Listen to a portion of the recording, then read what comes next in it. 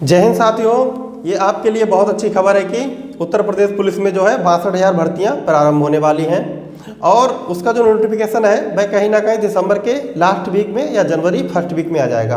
आज हम लोग उसी के बारे में चर्चा करेंगे कि किस पोस्ट पे कितनी वैकेंसी है और नोटिफिकेशन यदि जनवरी फर्स्ट वीक में आ जाएगा तो आपका एग्ज़ाम जो है वो कब तक हो जाएगा। ठीक है, आप लोग तैयारी बढ़िया करते रहिए। मुझे आशा है कि आपकी तैयारी बहुत बेहतर चल रही होगी और मैं उम्मीद करता हूँ आपका सिलेक्शन जरूर होगा। ठीक है, बात करते हैं वैकेंसी कितनी है। भाई 62,000 वैकेंसी की बात कर रहे हैं। ये कितनी 62,000 वैकेंसी की बात कर रहे हैं। ठीक है, अभी तक क्या था, आपको टेंडर पे टेंडर, टेंडर पर टेंडर मिल रहा था, मतलब टेंडर की तारीख, दूसरे टेंडर की तारीख। लेकिन अभी जो न्यूज़ चल रही है उसमें क्या कहा गया है, उसमें ये कहा गया है कि जो उत्तर प्रदेश पुलिस में कांस्टेबल की भर्तियां होनी है 52,699 पद के लिए, उसमें लिखित परीक्षा के लिए कंपनी का चयन कर लिया गया है। यानी जो कंपनी है वह पहले क्या था कि फिजिकल के लिए और डॉक्यूमेंट वेरिफिकेशन के लिए तो कंपनी मिल रही थी, लेकिन कोई भी कंपनी एग्ज़ाम कराने के लिए टेंडर नहीं ले रही थी। लेकिन अभी जो न्यूज़ चल रही है उसमें कहा जा रहा है कि कंपनी लिखित परीक्षा के लिए मिल गई है। ठीक है, यानी लिखित परीक्षा के लिए कंपनी का चयन हो गया है। भाई कंपनी का तो चयन हो गया है लिखित परीक्षा के लिए, अब आपका चयन बाकी है। मतलब कंपनी का तो सिलेक्शन हो गया है, अब आपका सिलेक्शन होना बाकी है। तो कोशिश क्या करनी है कि अब हमारा भी सिलेक्शन हो ही जाए भाई। तो तैयारी जो है वो बढ़िया से करो और जी तोड़ के करो। उसके बाद बात करेंगे कि भी और कौन कौन से पद हैं। भाई उसमें जेल वार्डर के भी पद हैं 2833, ठीक है, जो बात चल रही है। और उसमें दरोगा के भी पद हैं 2469, रेडियो ऑपरेटर के भी पद हैं 2430, लिपिक संवर्ग के भी हैं 545 और कंप्यूटर ऑपरेटर के 872, कंप्यूटर प्रोग्रामर के 55, कुशल खिलाड़ी हेतु 521। ये अन्य पद हैं जो पूरे किए जाएंगे। मतलब भर्ती बोर्ड में इन सभी पदों की भर्तियों को लेकर प्रक्रिया चल रही है, रुकी नहीं है, चल रही है बिल्कुल। और मैं पहले भी बता चुका हूं कि भाई जो टेंडर होता है ना, टेंडर किस कंपनी को दिया जाएगा किस कंपनी को नहीं, ये विभाग के अंदर की बात होती है, कभी लीक नहीं की जाती है, ये सीक्रेट बातें होती हैं। ठीक है, क्योंकि पहले भी कई सारी परीक्षाएं जो है वो पेपर लीक होने की वजह से रद्द हो जाती है परीक्षा, तो कहीं ना कहीं दिक्कतें आती हैं पेपर देने वालों को भी और पेपर कराने वालों को भी।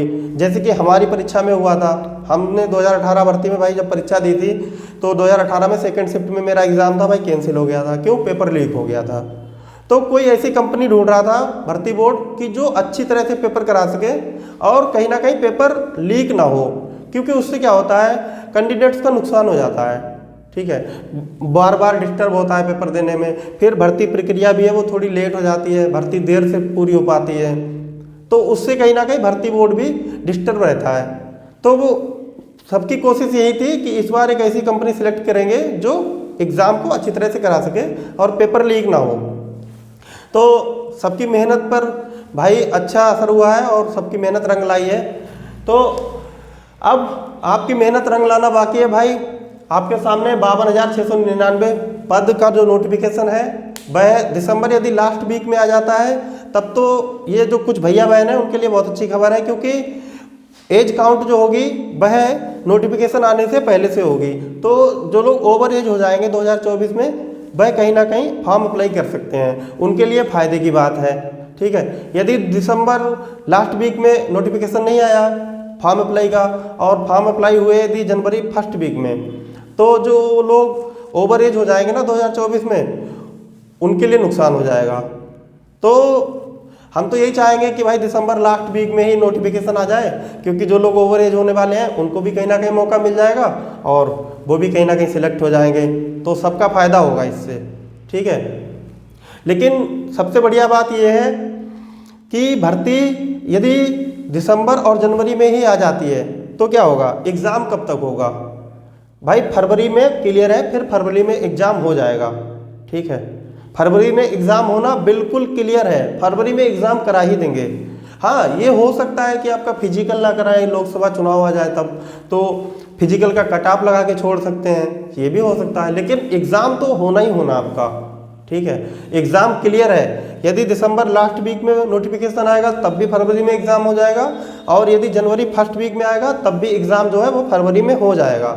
और अब आपके पास जो है वो समय कम बचा है, क्योंकि दिसंबर लगभग जाने वाला है। अपने डॉक्यूमेंट्स अपडेट करा लीजिए इम्पॉर्टेंट डॉक्यूमेंट, ठीक है, डोमिसाइल हो गया, जैसे जाति प्रमाण पत्र है, निवास प्रमाण पत्र है, इनकम सर्टिफिकेट है, अपना आधार सही करा लो, यदि मार्कशीट में कोई दिक्कत है तो उसको भी कोशिश करो सही हो जाए, ठीक है। बकाया अपना सिलेबस जो है वो कंप्लीट कर लो। यदि सिलेबस की बात करें ना तो लास्ट टाइम जाके क्या होता है कि 90% लोगों का सिलेबस नहीं कंप्लीट हो पाता है एग्जाम में। जब एग्जाम की डेट आ जाती है और एग्जाम का समय भी आ जाता है, 90% लोगों का सिलेबस कंप्लीट नहीं हो पाता है, इसीलिए वह रिवीजन भी नहीं कर पाते हैं। और जिन लोगों का सिलेबस कंप्लीट हो गया है वह लोग अपना रिवीजन कर लें, क्योंकि रिवीजन बहुत ज़रूरी है।